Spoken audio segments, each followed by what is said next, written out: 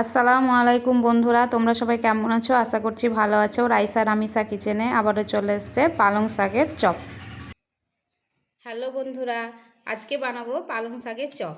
সেই জন্য যে যে উপকরণ লাগছে সেগুলো হলো ধুয়ে রাখা কুচি করে রাখা পালং শাক, হ্যালো, বেসন, চালের গুঁড়ো মুচমুচে হওয়ার জন্যে, লঙ্কা কুচি, জিরে গুঁড়ো, হলুদ গুঁড়ো, লবণ, আর লাগছে সেটা হচ্ছে আদা রসুনের পেস্ট।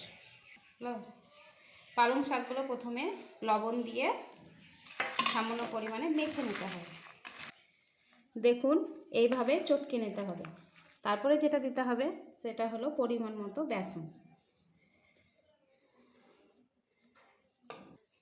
আদা রসুনের পেস্ট, জিরে গুঁড়ো, হলুদ গুঁড়ো সব। এবারে লঙ্কা কুচি, মুচমুচে হওয়ার জন্যে 2 চামচ পরিমাণে চালের গুঁড়ি এইভাবে মেখে নিয়েছি। দিয়ে এবার চপের আকারে শেপ দিয়ে ভেজে নেব। ভাজার জন্যে ফ্রাই প্যানে তেল দিয়ে দিচ্ছি। তেল গরম হয়ে গেছে, এবার চপের আকারে শেপ করে ভেজে নেব। মিডিয়াম টু লো আছে এগুলোকে ভেজে নিতে। পুরো লাল লাল করে ভেজে নিয়েছি, এবার তুলে নেব। এইভাবে বানালে বাচ্চারা খেয়ে নেবে।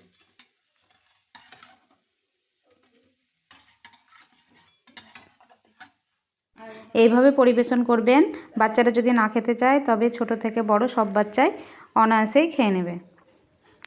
এইভাবে বানিয়ে খাওয়াবেন বাচ্চাদেরকে।